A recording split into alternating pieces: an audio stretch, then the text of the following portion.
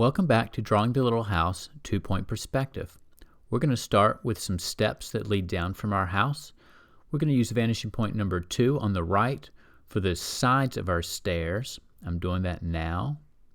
And we'll use vanishing point number 1 on the left for the longer edges of our stairs. In this case, the top front edge of our first step. And we'll use short vertical lines to capture the height of each step. From the short vertical lines, we'll draw towards vanishing point 1 and away from vanishing point 2 to create each subsequent step. There we are. Notice the zigzag pattern that is beginning to form on the sides of our stairs. We'll use vanishing point number 1 again for some slightly longer lines, both from the corners that we create and from the ends of our short lines.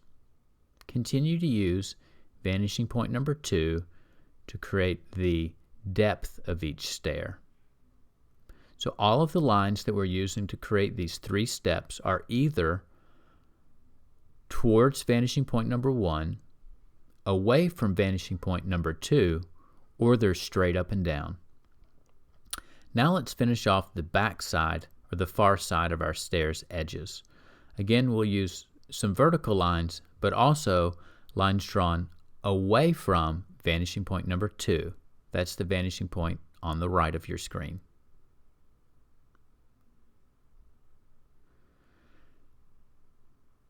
There we are, and now we have 3 steps leading up to our house. Let's create a short walkway with 2 lines from vanishing point or away from vanishing point number 2, the one on the right. We'll draw 2 lines from the lower corners of our bottom step, and then use vanishing point number 1, the vanishing point on the left, to decide how far out we want our sidewalk to extend. From the end of the sidewalk, let's draw some more stairs that go in the other direction. So this time we'll use vanishing point number 1 and draw short lines away from vanishing point number 1 and some slightly longer lines from the corners and the tips of the previous lines towards vanishing point number 2 on the right.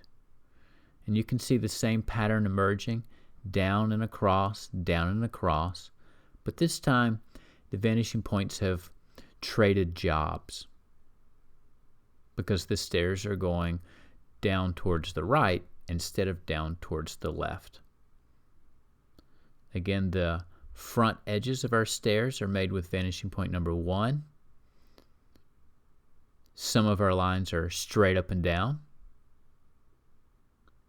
I'll go ahead and start working on the far side of our stairs now, using vanishing point number 1 to make the short sides of our steps, and vertical lines parallel to the right and left edge to make the height of our steps. Okay, I want my stairs to go completely off the page, so I will piece in the bottom couple of steps that are not entirely on the page. Again, none of the lines for the steps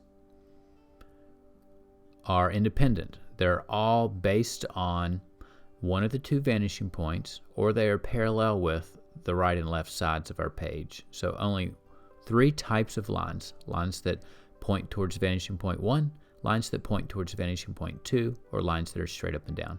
That's it for the steps. All right. Now I've left a little gap between the 2 sets of stairs. Yours may be slightly different from mine, but you can extend out the bottom edge of the bottom step, the bottom steps that we drew first, so it would be the 3rd step that we drew. You can extend that edge out towards the right using vanishing point 1 to create a retaining wall. Now I'm going to make a bumpy, wiggly line that's kind of disconnected and follows the direction of our stairs to try to create the impression of ground, of grass maybe, where the stairs are embedded into the ground. We've been drawing with rulers so far for drawing the little house, part 1 and 2, but some of the lines that we draw we won't use a ruler for, and that is the landscaping. I'm adding some details along the 2 dormers on the roof, just so the front edge of those dormers where they are framed out appear to be 3-dimensional as well.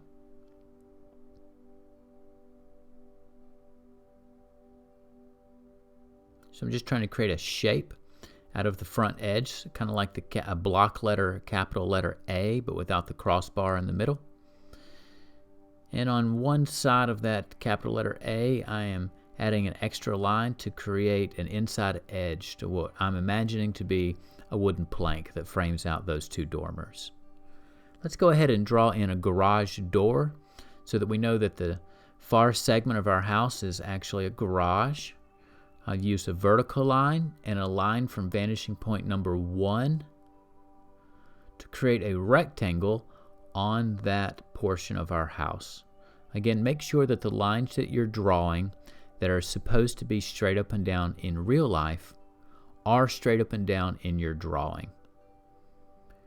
Now I'm going to draw a couple of lines that are just to the inside of the left edge and the top edge of our garage door, just so that the garage door feels like it is inset, like it's pressed back in space just a bit.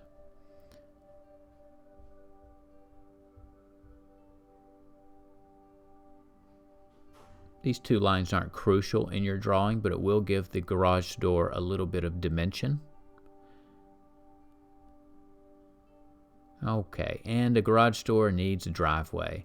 So using vanishing point number 2, that's the vanishing point on your right, let's draw 2 lines from our house that appear to give the impression of a driveway leading up to the garage door. And again, just under the second of those 2 lines, I will make a bumpy, disconnected line that in my mind looks like grass. All right. Now, our house has a garage door. We can get into it, but we can't see out. So I think we need a window. Using vanishing point number 1 on the left, let's box out a shape that feels like it would be about a square if it were turned directly towards us. I will point out that the bottom of the window is right on our eye level or horizon line. Okay, the bottom of the window is completely level. We're going to wrap the top and bottom edge of our window around to the right side of our house. You can see I've done that with the dotted line and the vanishing points, just to make sure the window on the right side feels like it would be the same size as the window on the left. Of course, it's only going to be the same size, not the same shape. This window will change to a circle. I'm going to go ahead and stretch out the bottom edge of the second window to the portion of our house that's farthest to the right. I'm going to box out another shape that would appear to be a square if we were to stand directly in front of that shape or that window. Now, both of these windows that we've drawn on the right sides of our house are going to be circular windows. Our house is small, but it's fancy. Let's find the center of those 2 shapes. We'll use a vertical line to divide it in half right to left, but we'll need a line that comes from vanishing point number 2 to divide these shapes into tops and bottom halves. And so we've really created quadrants. We put a plus sign in our window, and we'll draw a circle in that just touches the edges of that square right at their centers, right at the center point of each of the 4 sides. All right. Now I'm going to go ahead and do the same thing in the third window. I'll find its center, both vertically and horizontally. Remember, the horizontal center is a line that comes from vanishing point number 2 on the right. And we'll work in another curved shape that's very close to a circle. Now, the horizon line in the background, we can go ahead and erase that. We're going to change that to a more natural line, but first I'm going to draw a tree just over the corner of our garage. Your tree doesn't have to look like my tree to look like a tree, but I will use a wiggly, irregular line to start to create the foliage of my tree just over where we can see a trunk appearing from behind the garage. These lines are very light. Later we'll shade this tree in with ink. And I'm going to use my ruler and the vanishing point to find a spot where I believe another tree's trunk would run into its branches and foliage. So these are two trees that frame out our house, and the two trees are meant to look like they're the same size, but one's closer and one's farther away. So we use the vanishing point on the left, vanishing point number 1, to help us find where the top of the trunk of our second tree would be in relation to the first tree. Again, your foliage shapes don't have to look like mine to look like a tree. You can look at a picture of a tree if you'd like to help you, or you can follow along with my drawing. By drawing some landscaping, we'll break up the rigid quality of our drawing.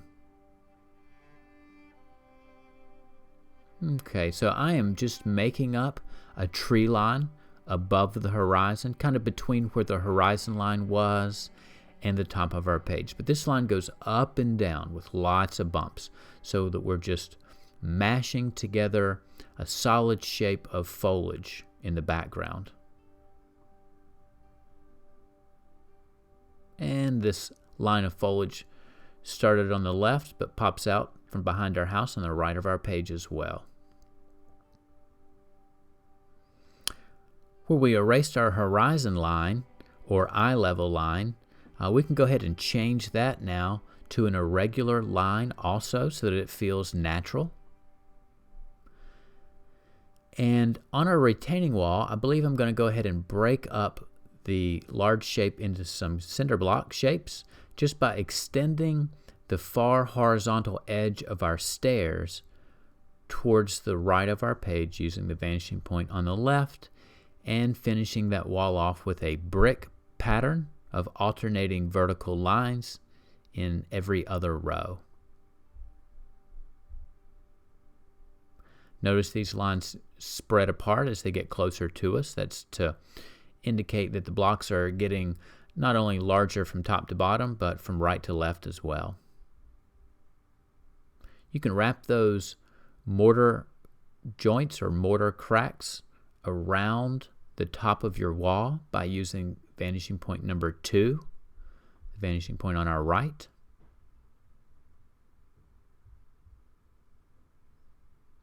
All right, and now we've added a pattern to our wall. Let's add a pattern to our garage door.